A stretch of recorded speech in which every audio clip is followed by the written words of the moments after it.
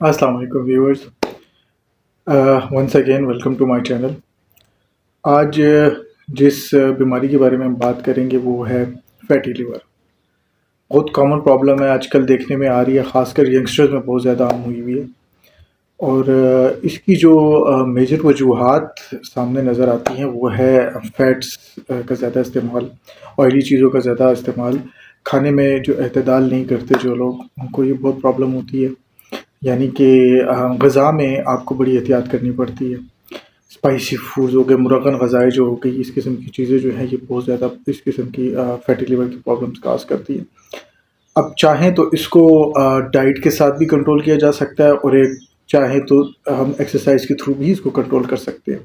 अगर आप regular exercise वगैरह करते हैं तो बड़ी आसानी से आप इस चीज़ को जो है वो काबू पा सकते हैं। फिर चाहे आप किसी भी किस्म की ग़िज़ा ले रहे हों, एक्सरसाइज जब रेगुलरली आप इंटरवल्स में करते हैं डेली बेसिस पे, तो फिर आपको इस प्रॉब्लम से इतना नुकसान नहीं होता, बल्कि नॉर्मली प्रॉब्लम फिर होती ही नहीं है। पानी का ज़्यादा इस्तेमाल करना चाहिए, एक्सरसाइज करनी चाहिए जिस तरह मैंने बताया। और अगर एक्सरसाइज जो है वो ना कर सकते हों तो फिर इसका दूसरा तरीका यही है कि ग़िज़ा की एहतियात करें आप। अब इसके साइन एंड सिम्पटम्स क्या हैं उस पे हम आ जाते हैं। साइन एंड सिम्पटम्स में आप देखें कि ब्लोटिंग का मसला जो है वो बहुत कॉमन होता है इस किस्म के पेशेंट्स में, जिसे फ्लैचुलेंस भी कहते हैं। एकदम कुछ जब खाते हैं तो उसके बाद रियाह बन जाती है मैदे में या एब्डोमेन में, पेट के एरिया में फ्लैचुलेंस होती है, रियाह होती है, जो कि मुसलसल पेशेंट को तंग करती रहती है।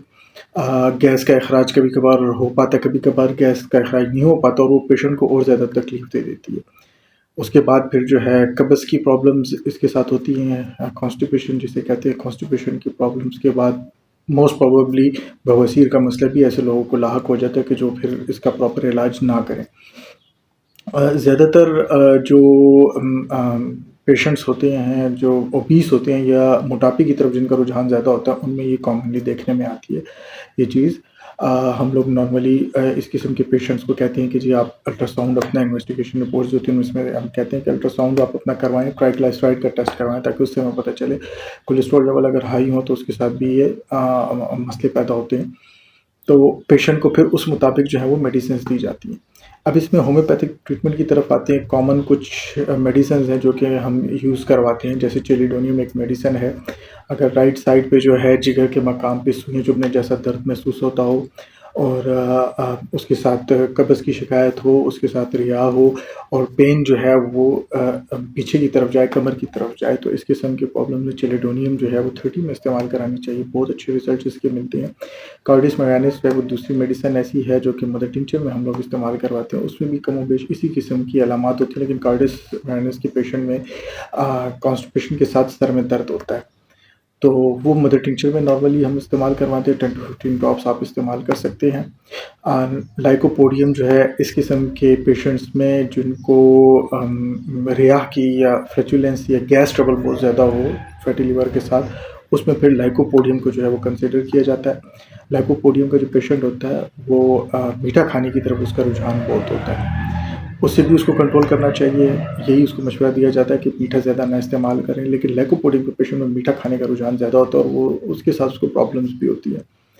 ऐसे पेशेंट्स में लाइकोपोडियम 30 ट्वाइस अ डे या thrice a day, 3 times a day इस्तेमाल करवा सकते हैं। एक और बड़ी अहम मेडिसिन है जो कि मैं अपनी प्रैक्टिस में लाजमन फैटी लिवर के पेशेंट्स को देता हूँ, वो है नेक्सवामिका। नेक्सवामिका जो है इसका पेशेंट जो है, कॉन्स्टिपेशन तो इसमें लाजमी होगी, लेकिन इसकी कॉन्स्टिपेशन या कब्ज़ जो होता है वो इस किस्म का होता है कि वॉशरूम जाने के बाद या स्टूल पास करने के बाद जो है वो प्रॉपर तरीके से सेटिस्फाई नहीं होता पेशेंट।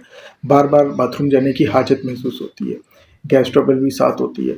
इंसान को ऐसा महसूस होता है कि जैसे वो सही तरीके से फ़ारग नहीं हुआ, और उसको बार बार जो है वो वॉशरूम जाना पड़ता है या महसूस होता है।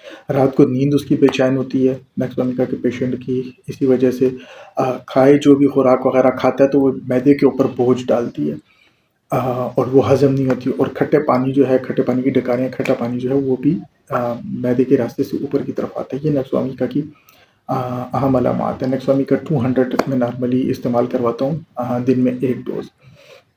لیکن ایک اور میڈیسن جو ہے، بلکہ میں ایسا ہے کہ میں آپ کو یہ بتا دیتا ہوں کہ اپنی کلینکل پریکٹس میں فیٹی لیور کے پیشنٹس کو جو فارمولہ استعمال کرواتا ہوں وہ میں اپنے ناظرین کو، اپنے ویورز کو بتا دیتا ہوں تاکہ آسانی ہو جائے۔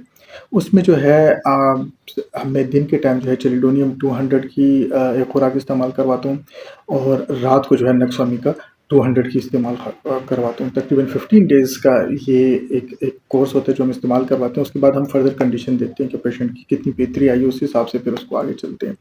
الٹراساؤنڈ وقتاً فوقتاً کروانا پڑتا ہے تاکہ انسان کے لیے آسانی ہو جائے۔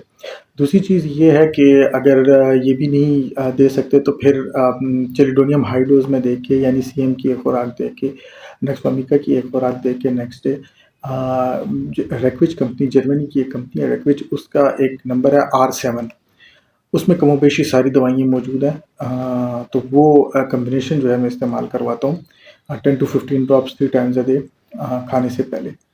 تو وہ اس کے پکچرز وغیرہ جو ہے وہ میں شو بھی کر دوں گا، یا لنک میں دے دوں گا، ڈسکرپشن میں دے دوں گا، وہ آپ چاہیں تو استعمال کر سکتے ہیں۔ امید ہے آپ کو اس سے فائدہ ہوگا اس ویڈیو سے، اور مزید ویڈیوز اس قسم کی دیکھنے کے لیے کائنڈلی ہمیں سبسکرائب کریں اور لائک کرتے رہیں۔ Thank you.